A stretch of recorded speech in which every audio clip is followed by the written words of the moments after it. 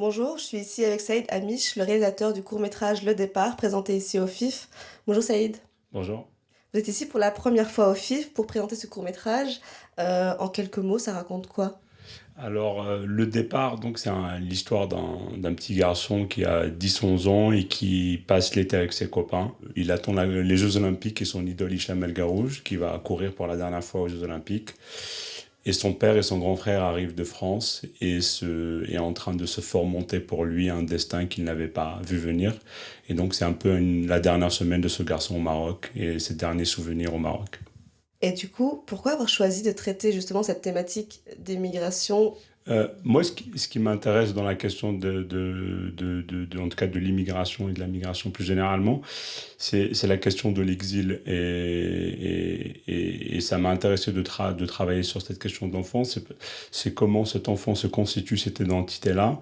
Et la traiter à partir de l'enfance me paraissait très intéressant parce que c'est à cet âge-là où on se forme aussi en tant qu'adulte et aussi se sortir de l'enfance. Et après, plus intimement, moi, ça correspond aussi à un parcours personnel où j'ai quitté le Maroc assez jeune. Donc c'est aussi quelque chose qui n'est pas autobiographique parce que le film est une fiction avec un scénario. J'ai réécrit des choses, mais ça part en tout cas d'un événement fondateur pour moi qui est quand même le départ et l'exil à un âge assez jeune. سنلتقي بكري مع الصباح جلبة كبير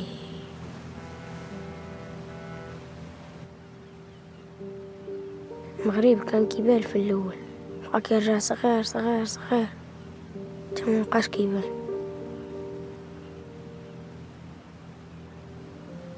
عرفت ما نقدر مندي وعرفت خاصني نعاين العطلة ديال الشتا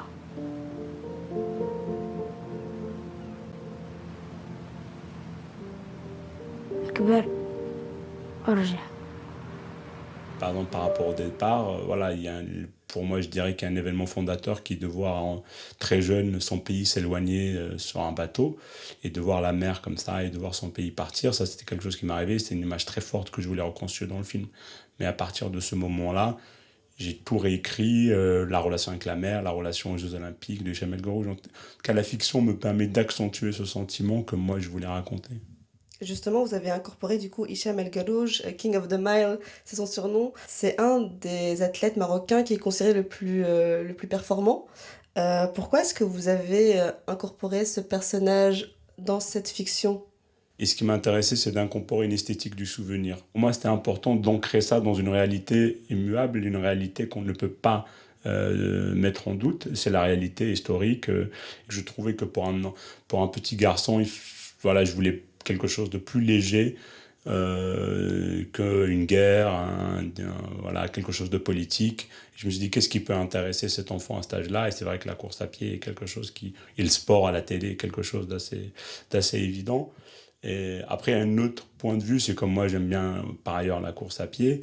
Il y a chez le coureur une solitude qui a chez l'exilé et ça m'intéressait de mettre en perspective. أنا والدراري كنا كنلعبوا يوميا من الصباح الليل كنا كنتسناو في الألعاب الأولمبية وفي هشام قروج. Voici donc son entrée dans ces Jeux Olympiques qu'il n'a jamais gagné, Hicham. C'est ce qu'il faut, c'est se qualifier, c'est-à-dire être dans les 5 premiers et peut-être pas laisser trop de force, car il y a un 1500 mètres à faire tous les 2 jours pour aller en finale. Il y en aura 3 bien sûr. Oh là, l'accélération d'Hicham qui a retrouvé ses jambes de jeunesse là. Hicham El Garouj qui s'impose donc. Sans problème, Hicham qui contrôle. Donc vous êtes partie aussi du collectif 50-50. Donc c'est une association qui est française et qui a pour but de promouvoir l'égalité hommes-femmes et la diversité dans le cinéma et dans l'audiovisuel. Ça c'est pour le côté français. On en est où au Maroc aujourd'hui au niveau de l'égalité et de la diversité?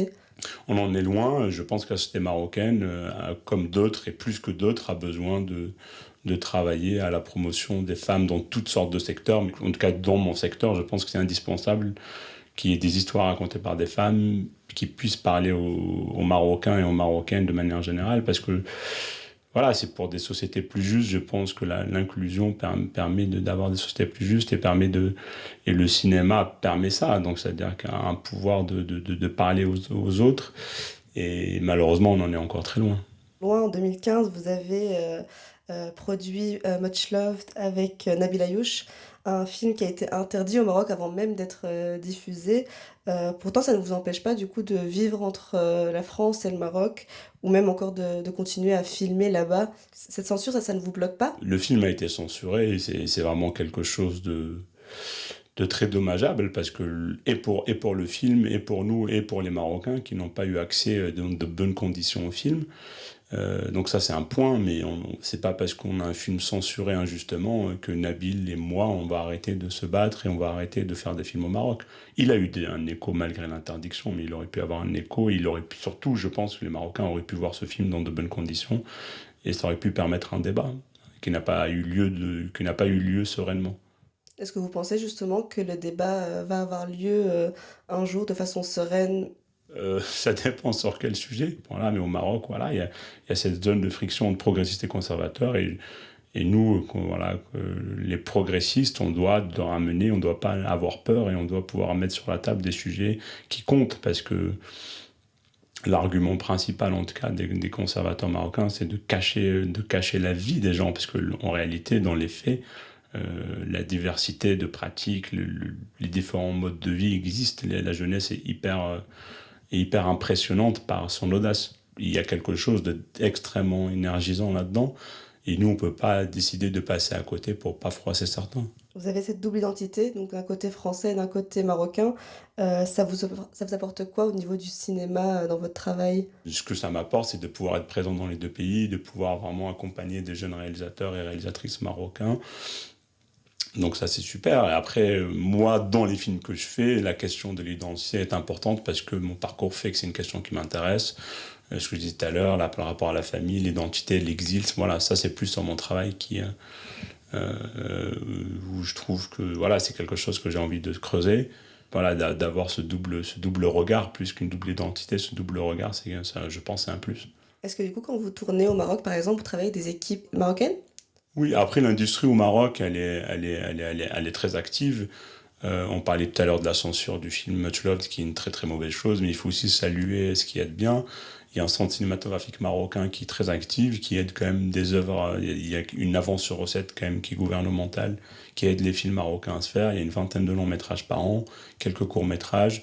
Il y a une très grande activité de production exécutive de sociétés étrangères qui viennent tourner au Maroc. Donc il y a énormément de très très bons techniciens. Le process est totalement fluide et c'est très pratique de pouvoir tourner là-bas. Quel est votre objectif quand vous réalisez ou produisez un film? Est-ce qu'il y en a un? Moi j'aime bien dire que je produis par passion et que je réalise par nécessité.